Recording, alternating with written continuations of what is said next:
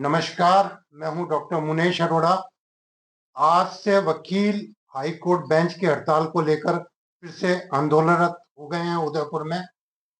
और इस आंदोलन के अगुवा रहे काफी समय तक श्री शांतिलाल जी चपलोत, जो पूर्व विधानसभा अध्यक्ष हैं, सांसद रहे, विधानसभा के सदस्य रहे और काफी नामी वकील रहे हैं।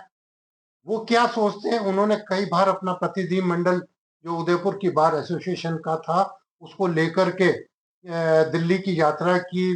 पुराने जो पूर्व केंद्रीय कानून मंत्री थे उनसे मुलाकात की, उनसे बात की। बार बार वीरप्पा मोइली उसमें एक मुख्य नाम था जिस समय उनसे बात हुई थी।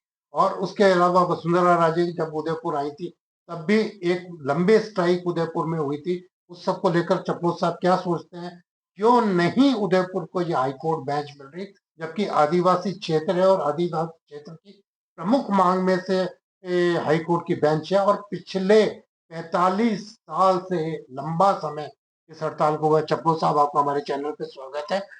क्या बताएं, कैसे क्या सोचते हैं आप सर, हड़ताल शुरू की है? मैं आपका आभारी हूँ।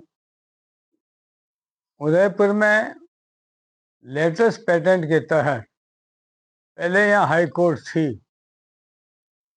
पुराने ज़माने में राजा महाराजाओं के ज़माने, महाराणा साहब के ज़माने में हाई कोर्ट थी और देशी रियासतों का मर्जर हुआ। तो 26 रियासतें राजस्थान में थी, उसका मर्जर हुआ। तो उसमें उदयपुर की हाई कोर्ट बाद में 50 के बाद जोधपुर गई और उसमें तय हुआ था कि वापस इसको हाई कोर्ट दी जाएगी। हमारे यहाँ सबसे अच्छी हाई कोर्ट थी और प्रथम जो जज थे, बाद में हाई कोर्ट के चीफ जस्टिस, वो जस्टिस राणावत थे, वो काकरवा के थे। मैं ये कहना चाहता हूँ कि हम बराबर संघर्षरत हैं। सन 1982 से मैं इसमें लगा हुआ हूँ और इसमें सफलता मिलनी चाहिए थी, पर हमने कई बार कोशिश की। हम लोग दिल्ली में गए। वीरप्पा मोइली जो उस समय तत्कालीन विधि मंत्री थे, उन्होंने कहा कि मैं मुख्यमंत्री जी को लिखता हूँ और गहलोत साहब को, और आपके हाई कोर्ट का होना चाहिए। सुदूर क्षेत्र है, आदिवासी क्षेत्र है। अधिकांश आदिवासी जो जयपुर नहीं जा सकते, जोधपुर नहीं जा सकते, उनके लिए यहाँ हाई कोर्ट की आवश्यकता है। कई आदिवासी भाई आज भी अभाव में हैं और वे लोग आज भी हाई कोर्ट में जाने के सक्षम नहीं है। जोधपुर कुंभलगढ़ से और कुशलगढ़ से सबसे जोधपुर 650 किलोमीटर पड़ता है। कुशलगढ़ से 650 किलोमीटर है। कुशलगढ़ जी सर, बांसवाड़ा से भी है और बांसवाड़ा से है 650 किलोमीटर। जी। और वो आदिवासी उदयपुर आने में भी असमर्थ है। हाँ, कोटड़ा का आदिवासी उदयपुर नहीं आ सकता, नहीं आ सकता, बनरवा का नहीं आ सकता, इधर नहीं आ सकता, बांसवाड़ा साइड के लोग नहीं आ सकते, बांसवाड़ा का ही नहीं सकता, प्रतापगढ़ साइड के लोग नहीं आ मैं सकते, तो दरियावत के लोग नहीं आ सकते। हाँ नहीं आ सकता। मैं तो पहले देखा है, लोग आदिवासी भाई माथे पर मूली लेकर के आते थे कोटड़ा से और वो ला करके यहाँ बेचते। 5-7 रुपये उनको मिलते, उसमें 1-8 रुपये और कोई ले लेता।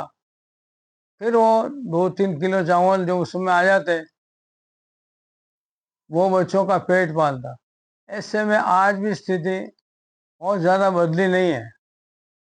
आज यहाँ आने में असमर्थ है, वो फीस नहीं दे सकता है और हजारों आदिवासी आज की तारीख में भी न्याय के अभाव में न्याय प्राप्त करने के लिए तरस रहे हैं और वो जेल के शिक्षकों बंद हैं।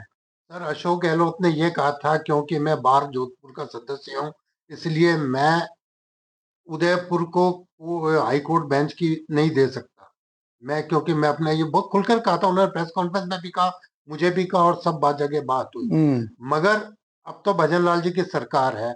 वसुंधरा राजे के टाइम पे अलग बात हुई, भैरव सिंह जी के टाइम पे एक घोषणा आपके रहते हुए हुई थी, मगर हीरालाल जी कटारिया के ने जो आके यहाँ घोषणा कर दी, उसकी वजह से सब मामला उलट गया था। तो आज क्योंकि वकील वापस से आंदोलनरत है, अर्जुन राम मेघवाल जी से भी आप मिलके आए थे पिछली बार जब हर्ष मेहता आपके साथ में थे, ये और शंभू सिंह जी थे, और ये जितने बड़े वकील नेता थे, हमारे सब लोग नवाना थे, अरुण व्यास थे। हाँ सब थे हम जी लोग। और मैं ये कहना चाहता हूँ कि हम लोग वसुंधरा जी से भी मिले, शेखाव साहब के समय हुआ भी था, जैसा कि आप कह रहे हैं। हम दिल्ली गए थे, दिल्ली में अभी के लॉ मिनिस्टर साहब मेघवाल साहब से हम मिले, अर्जुन लाल जी से, जी और उन्होंने कहा कि आपके यहाँ हाई कोर्ट की जरूरत है, मैं आपके यहाँ कोटा और बीकानेर, और उदयपुर, बीकानेर कोटा, में बीकानेर। बीकानेर में करूँगा। हम वहाँ से लौट करके आए। अब आज भी वो बात पेंडिंग चली आ रही है। तो पिछली बार जब इलेक्शन थे लोकसभा के और विधानसभा का, अर्जुन राम जी यहाँ प्रभारी बन के आए थे, तब भी उन्होंने प्रेस कॉन्फ्रेंस में और पर्सनली मुझे भी ये कहा था कि बहुत जल्दी हम, क्योंकि 7,000 करोड़ रुपया इनका बेंचों के लिए दे रहे हैं, उसके बाद भी ये देरी हो रही है, इसलिए जो उदयपुर के वकील हैं वो बार बार आश्वासन के हर अब प्रांत देले तो रहे हैं। में आज की तारीख में राजस्थान सबसे बड़ा प्रांत है जी एरिया वाइज। जी 3 लाख से ज्यादा किलोमीटर उसका एरिया है। बॉम्बे से भी बड़ा है, जी उत्तर प्रदेश से भी बड़ा है। बॉम्बे में, महाराष्ट्र में 3-4 जगह हाई कोर्ट हो गई है। जी मैसूर में भी 3-4 जगह हो गई है, हम्म, और दूसरी जगह भी हो गई है।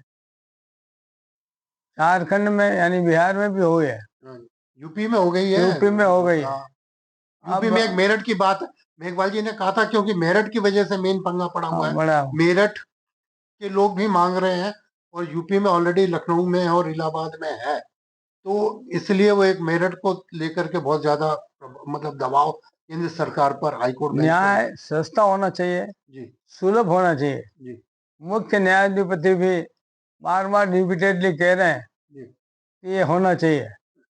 मेरे हिसाब से मैं नहीं जानता कि सुप्रीम कोर्ट में कितने मुकदमे पेंडिंग है, जी पर वो लिस्टेड भी नहीं होते हैं।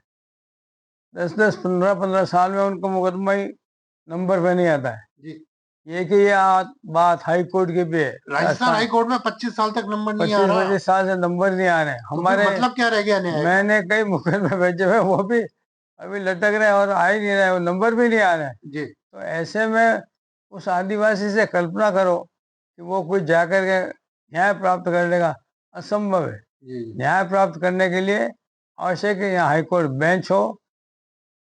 अभी सुना है, कहाँ तक है मैंने पता नहीं, पर मुख्य न्यायाधीश महोदय आने वाले हैं, ऐसा आने वाले हैं और बीकानेर की बात चल रही है। जी तो जोधपुर ने और जयपुर ने तो आज स्ट्राइक की जयपुर है, ने स्ट्राइक की है। आज स्ट्राइक की है वहां पे, हाँ, विरोध दोनों ने किए, जी दोनों ने किए स्ट्राइक। पहले तो जोधपुर जयपुर के खिलाफ स्ट्राइक पे बैठा हुआ हाँ, था, अब तो पहले जयपुर को हाईकोर्ट क्यों दी? पहले तो जोधपुर के वकील इसलिए स्ट्राइक पे थे क्योंकि जयपुर को हाईकोर्ट बेंच क्यों दी, और वो अब इमरजेंसी के दिनों में जी 30 नवंबर को 77 को जब हम लोग जेलों में थे, जी तब श्रीमती इंदिरा गांधी ने वहाँ जी हाई कोर्ट दी जयपुर में। जी इसलिए अब वो 29 तारीख को, हर 29 तारीख को लास्ट जो डे होता है उनका, जोधपुर वाले स्ट्राइक पे रहते हैं कि ये एकीकृत हो हाई कोर्ट, और जयपुर को गलत दे दी। जी और आज अपने स्वार्थ के लिए दोनों मिल गए हैं, जी और ये चाहते हैं कि आदिवासी किसी भी हिसाब से उठ नहीं पावे, जबकि रेवेन्यू के हिसाब से सबसे ज्यादा चपलोक साहब एक रेवेन्यू बात कहते हैं हम लोग, देते हैं। जी सर, एक बात मायने कहते हैं की लोग, मायने की जितनी है वो रेवेन्यू हम देते हैं, जी और हाँ बहुत ज्यादा आती है वो। एरिया वाइज एक भी। बार आपने मांग भी तो उठाई थी कि इस एरिया को अलग से राज्य बनाया जाए, बहुत पहले की बात है, मेरे को बात ध्यान है। उठाई थी, क्योंकि रेवेन्यू की जो बात आपने कही तो उस वो समय तो अभी भी तो मैं कहता नेचुरली हूँ, आज भी कह रहा हूँ, जी इन छोटे छोटे प्रांत होने चाहिए। जी। ये इसलिए है, चौधरी मगर चरण क्या सिंह ने बिलिस्तान का समर्थन करेंगे क्या आप? इसका, बिलिस्तान बिलिस्तान नहीं नहीं, कतई नाम नहीं, के आधार पर नहीं होना चाहिए। नहीं बिल्कुल नहीं, जाति के बाद, जातिवाद के आधार पर नहीं। जब चौधरी चरण सिंह जी 1977 में प्राइम मिनिस्टर बने तब, और उसके पहले भी उन्होंने कहा कि छोटे राज्य होने चाहिए जिससे सुविधा हो। और आज भी राजस्थान के 3 प्रांत होने चाहिए जिससे कम से कम लोगों को न्याय मिल सके और सुलभ हो।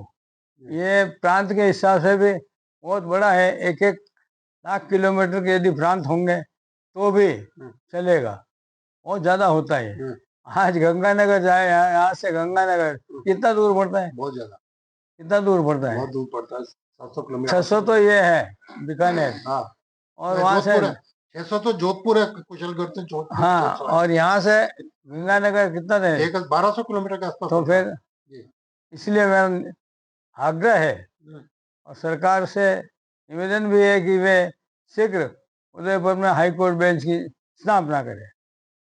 ये थे उसके लिए हम चपलोद साहब संघर्ष है, और जी आज जी भी हमारे अधिवक्ता बंधु स्ट्राइक पर हैं। जी जी। तो ये थे चपलोद साहब जिन्होंने हाईकोर्ट बेंच की मांग का समर्थन करते हुए उदयपुर में जो वकील हड़ताल पर उतरे हुए हैं उनको समर्थन दिया है। तबीयत नासाज चल रही है चपलोद साहब की, उसके बावजूद भी चपलोद साहब की जो निष्ठा हाईकोर्ट बेंच के लिए है और जो आंदोलन उन्होंने किया उसका वो इस बीमारी की अवस्था में भी समर्थन कर रहे हैं। चपलोद साहब आपका बहुत बहुत धन्यवाद। आपका धन्यवाद।